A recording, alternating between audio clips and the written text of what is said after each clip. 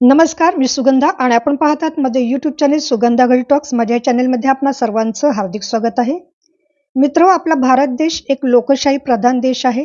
दर 5 वर्षांनी आपल्याकडे निवडणुका होतात. आपण मतदान देखील करतो. मात्र कोणाला कशासाठी मतदान करतो म्हणजेच कुठल्या लोकप्रतिनिधीची कार्यकक्षा किंवा कार्यक्षेत्र याबाबत आपल्याला नीटशी माहिती असत नाही. त्याकरताच आजचा हा व्हिडिओ आहे. आजच्या या व्हिडिओतून आपण कोणाला कशासाठी मतदान करतो ते जाणून घेणार आहोत. नगरसेवक, आमदार आणि खासदार यांची कार्यकक्षा ही पुढील प्रमाणे आहे. नगरसेवक स्वच्छता, गटर्स, ड्रेनेज, पाणी, रस्ते व इतर गरजांसाठी आपण त्यांना निवडून देतो. आमदार उद्योग, शिक्षण, कृषी, रोजगार, करधोरण अशा मोठ्या स्वरूपातील गोष्टींसाठी राज्य सरकारचं धोरण ठरवण्यासाठी आपण आमदारांना निवडून देतो.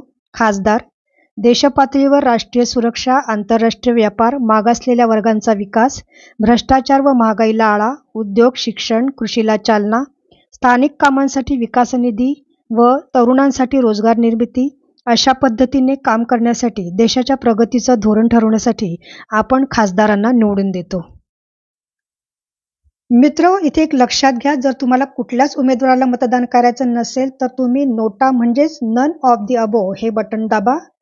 जर तुमच्या असं लक्षात आलं की आपल्या आधी आपल्या नावावर कोणीतरी दुसरंच मतदान करून गेलेलं आहे म्हणजेच बोगस मतदान झालेलं आहे हे जर तुमच्या लक्षात आलं तर तुम्ही मतदान अधिकाऱ्याकडून टेंडर पत्रिका मागून घ्या.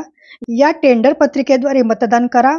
मतदान अधिकारी ही टेंडर पत्रिका एका स्वतंत्र लिफाफ्यात ती सुरक्षित ठेवेल. मात्र लक्षात घ्या, अशा परिस्थितीत तुम्हाला मशीनद्वारे मतदान करता येणार नाही. मतदान करण्यापूर्वी उमेदवाराचं चारित्र्य, शिक्षण, त्याची एक गुन्हेगारी पार्श्वभूमी आहे का, त्याचा जनसंपर्क कसा आहे इत्यादी बाबी नक्की ध्यानात घ्या. जर एखाद्या उमेदवाराने अवैध बांधकाम केलेली असतील तर त्याला ही माहिती प्रतिज्ञापत्रात द्यावीच लागेल. जर त्याने खोटी माहिती दिली किंवा माहिती दडून ठेवली तर त्याची उमेदवारी रद्द होऊ शकते. लोकप्रतिनिधींना जो निधी मिळतो त्याचा विनियोग किंवा खर्च कसा होत आहे याचा तपशील तुम्ही RTIच्या माध्यमातून मागू शकता.